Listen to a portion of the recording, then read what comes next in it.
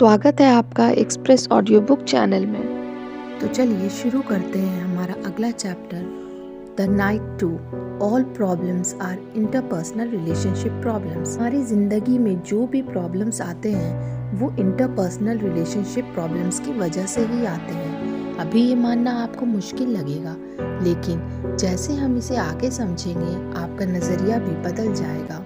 तो चलिए आगे बढ़ते हैं और समझने की कोशिश करते हैं कि कैसे हम इंटरपर्सनल रिलेशनशिप प्रॉब्लम से छुटकारा पा सकते हैं। दूसरी रात जब वो लड़का फिलोसोफर से मिलता है तो वो उसे बताता है कि वो खुद को डिसलाइक करता है।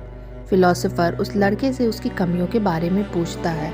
लड़का बताता है कि उसे अपनी पर्सनालिटी, अपना लुक पसंद नहीं, उसमें कॉन्फिडेंस की बहुत कमी है, वो हमेशा सेल्फ कॉन्शियस रहता है क्योंकि उसे लोगों की चिंता रहती है कि वो उसे कैसे देख रहे हैं, कैसे जज कर रहे हैं। अपने इन फ्लॉज का सोचकर उसे बुरा लगता है और वो खुद को डिसलाइक करने लगता है।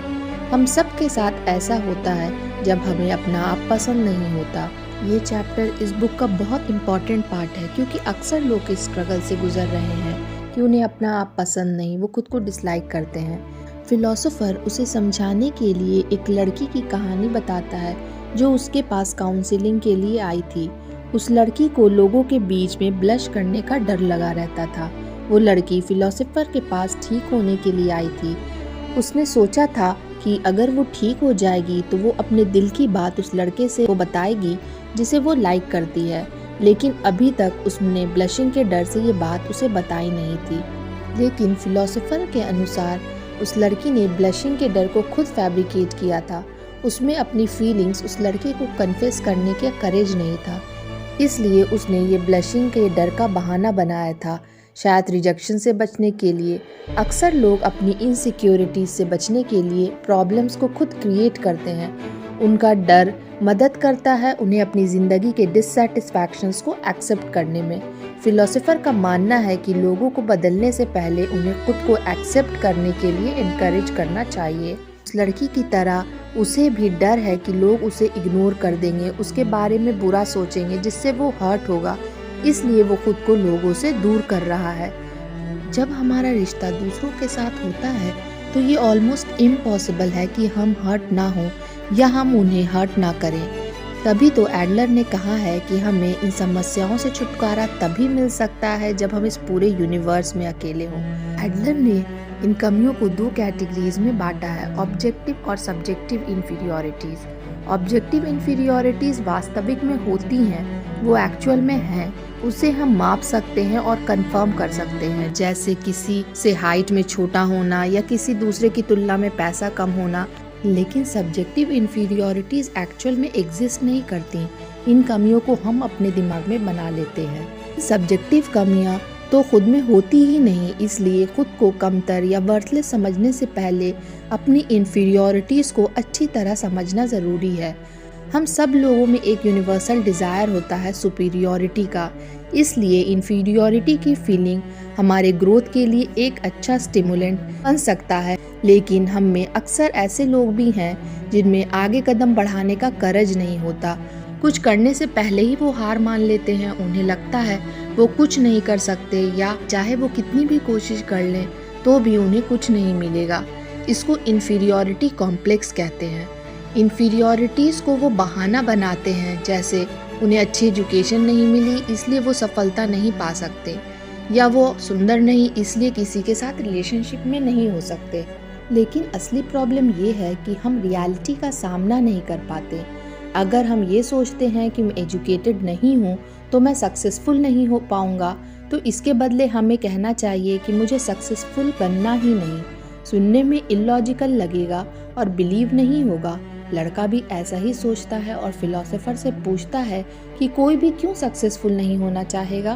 फिलोसोफर उससे कहता है, हम अपनी लाइफस्टाइल को चेंज करने से डरते हैं, हमें खुद को बदलने की हिम्मत नहीं होती। जैसे हम हैं वैसे रहना ही हमें इजी लगता है, चाहे हम उसमें पूरी तरह से सेटिस्फाइड ना भी हों। लड़का कुछ हैरान हो जाता है। फिलोसोफर उससे इंटरपर्सनल रिलेशनशिप्स को एक अलग नज़रिए से समझाने की कोशिश करता है। वो उस लड़के से इन्फीरियॉरिटी की फीलिंग के बारे में पूछता है। लड़का कहता है कि जब भी वो अपने एज ग्रुप के किसी व्यक्ति की सक्सेस स्टोरी सुनता है तो उसे इन्फीरियॉरिटी की फीलिंग होती है। उसे लगता है कि वो लूज़र है, उसने इतना कुछ अचीव कर लिया और वो कुछ भी नहीं कर पाया। इन्फीरियॉरिटी की फीलिंग तब आती है जब हमें अपने अंदर की कमी महसूस होती है। उस लड़के की तरह हमारे मन में भी ये सवाल आएगा कि हम इन कमियों को कैसे पूरा कर सकते हैं। फिलोसोफर कहता है कि सबसे बेहतर तरीका कोशिश और ग्रोथ का है, जैसे कि अपने पढ़ाई में मेहनत करके, कंसिस्टेंटली ट्रेनिंग में इन्वॉल्व होकर या अपने काम में सिंसियर होकर हम इन कमियों को पूरा कर सकते हैं। लेकिन जिन लोगों में करेज नहीं होता वो इन्फीरियॉरिटी कॉम्प्लेक्स में फंस जाते हैं। जब हम में अपनी इन्फीरियॉरिटीज़ को हेल्दी तरीके से पूरा करने का करेज नहीं होता तो हम कोई दूसरा आसान तरीका ढूंढते हैं, जो है सुपीरियॉरिटी कॉम्प्लेक्स, जिसका मतलब है कि लोग अपने आप को इतना ऊंचा समझने लगते हैं कि वो दूसरों से बेहतर हैं, लेकिन ये एक उनका फॉल्स बिलीव है। ऐसे लोग जो दूसरों की पावर पर खुद को बड़ा दिखाते हैं वो एक्चुअल में उन लोगों की वैल्यूज़ के अनुसार अपनी लाइफ जी रहे हैं। जैसा कि एडलर ने कहा है, यदि किसी को वास्तव में खुद पर भरोसा है तो उसे घमंड करने की ज़रूरत महसूस नहीं होती। तो दोस्तों, अभी तक हमने ये जाना कि सुपीरियॉरिटी और इन्फीरियॉरिटी कॉम्प्लेक्सेस, जो कि वर्ड से लगता है कि एक दूसरे के ऑपोजिट हैं, पर एक्चुअल में इंटरकनेक्टेड हैं। इन्फीरियॉरिटी की फीलिंग ही सुपीरियॉरिटी कॉम्प्लेक्स को जन्म देती है। ऐसे लोग अक्सर सुपीरियॉरिटी की भावना से भरे रहते हैं और अपने मिसफॉर्चून या दुर्भाग्य को अपने एडवांटेज के लिए यूज़ करते हैं ताकि वो दूसरों को कंट्रोल करें। वो अपने आसपास के लोग, जैसे उनके परिवार के लोग या उनके दोस्त, उनको चिंतित करके उन्हें कंट्रोल करने की कोशिश करते हैं ताकि लोग उनसे कुछ ना कहें। लेकिन जब तक कोई व्यक्ति स्पेशल बनने के लिए अपने मिसफॉर्चून को यूज़ करता रहेगा, उसे हमेशा उसकी ज़रूरत पड़ेगी और वो कभी लाइफ में आगे नहीं बढ़ पाएगा। फिलोसोफर उसे समझाते हैं कि जब हम सुपीरियॉरिटी की खोज करते हैं, हमारी इच्छा दूसरे लोगों से ऊपर होने की होती है, भले ऊपर चढ़ने के लिए दूसरों को नीचे गिराना पड़े। लेकिन एडलर ऐसे एटीट्यूड को सपोर्ट नहीं करते। वो कहते हैं कि हमें ऐसे इमेज को ध्यान में रखना चाहिए जहां सब लोग एक लेवल पर आगे बढ़ रहे हैं। सुपीरियॉरिटी की खोज एक कदम आगे बढ़ाने की है, न कि किसी तरह की कंपटीशन की जिसमें लोगों से बड़ा होने का एम रहता है। लाइफ कंपटीशन नहीं है, बस आगे की दिशा में बढ़ते रहना ही काफ़ी है। क्या आपको भी ये सब उस लड़के की तरह इम्पॉसिबल लग रहा है? लड़का फिलोसोफर से कहता है कि हम हमेशा अपनी तुलना दूसरे लोगों से करते हैं, चाहे कुछ भी हो, और इसी से हम में इन्फीरियॉरिटीज़ की फीलिंग आती है। फिलोसोफर उसे समझाते हैं कि हम सब डिफरेंट हैं, हमारा नॉलेज, एक्सपीरियंस, टैलेंट, लोग एक दूसरे से अलग है, लेकिन हम सब इक्वल हैं, सुपीरियर या इन्फीरियर नहीं। फिलोसोफर कहता है कि इससे कोई फर्क नहीं पड़ता कि कौन आगे चल रहा है या कौन पीछे है। हम किसी दूसरे से compete करने के लिए नहीं चल रहे हैं, बल्कि हमारी कोशिश हम अभी जैसे हैं उससे आगे बढ़ने की होनी चाहिए। लड़का फिलोसोफर से पूछता है कि क्या कंपटीशन से बाहर आ जाने का मतलब ये नहीं होगा कि हमने हार एक्सेप्ट कर ली है। फिलोसोफर उससे डिसएग्री करते हुए कहता है कि हमें बस उस एनवायरनमेंट से बाहर आना है जिसका फोकस केवल हार और जीत पर है।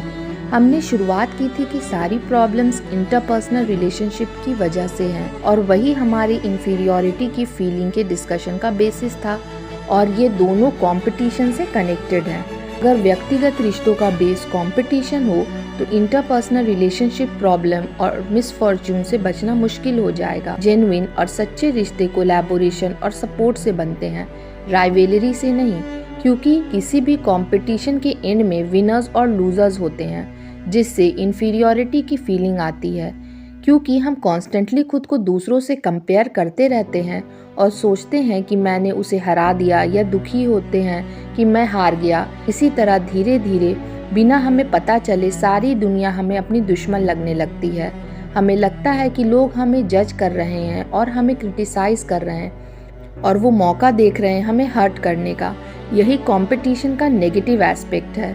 हम चाहे लूज़र ना भी हों और हमेशा जीत रहे हों तो भी हमें कभी सुकून नहीं मिलेगा। हमें दूसरों पर भरोसा नहीं रहता। हम हमेशा सोसाइटी की नज़र में आने के लिए जीत की दौड़ में लगे रहते हैं। क्या दूसरे लोग भी हमें इतने ध्यान से देखते हैं? नहीं, रियल में ऐसा नहीं होता। ये हम खुद ज़्यादा सेल्फ कॉन्शियस होकर ऐसा सोचते हैं। तो दोस्तों, इस चैप्टर में हमने ये जाना कि जब तक हम इंटरपर्सनल रिलेशनशिप को कंपटीशन की तरह देखते हैं तो दूसरों की जीत हमें अपनी हार लगती है। लेकिन जब हम इस कंपटीशन के चक्र से बाहर निकल जाते हैं तो दूसरे लोग हमें कॉमरेड लगते हैं और दुनिया हमें बहुत इजी और सिंपल लगती है। अगर वीडियो अच्छी लगे तो इसे लाइक कर दें और सब्सक्राइब करना ना भूलें। Thank you, thanks for watching.